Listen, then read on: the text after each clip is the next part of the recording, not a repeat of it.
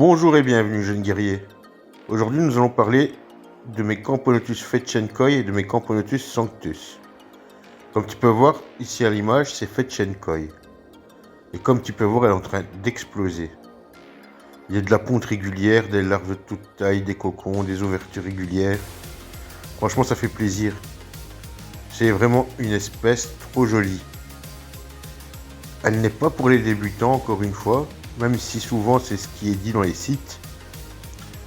Elle est plutôt pour les intermédiaires, parce que si vous ratez votre première fondation, c'est vraiment très difficile de la faire repartir. Mais une fois qu'elle est partie, elle est partie. Donc vous pouvez voir cette colonie a 2 ans plein maintenant, peut-être un peu plus, et j'en suis très fier. Elle se développe pas très vite, mais elle se développe à son rythme. Nous allons passer à leur ADC. Comme tu peux voir, leur ADC est assez basique. J'ai retiré le substrat parce que madame faisait des galeries et des nids secondaires dans l'ADC. Et c'est vraiment plus facile pour nettoyer. Maintenant, nous allons passer à la Camponotus Sanctus. Comme tu peux voir, elle a explosé. L'année passée, à la sortie de Japo, je n'avais qu'une ouvrière. Regardez maintenant. C'est incroyable.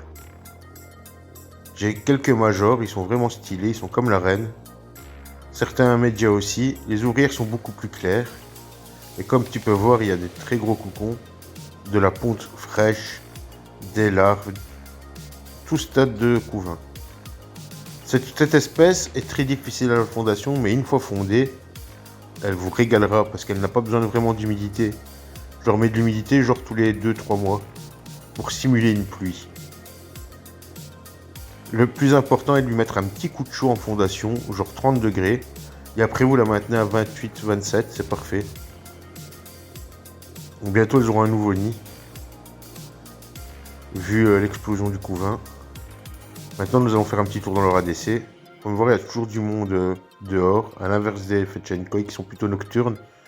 Elles sont une équipe de jour, une équipe de nuit. J'espère vraiment que cette petite vidéo vous aura plu. Si c'est le cas, n'oubliez pas de liker, de vous abonner.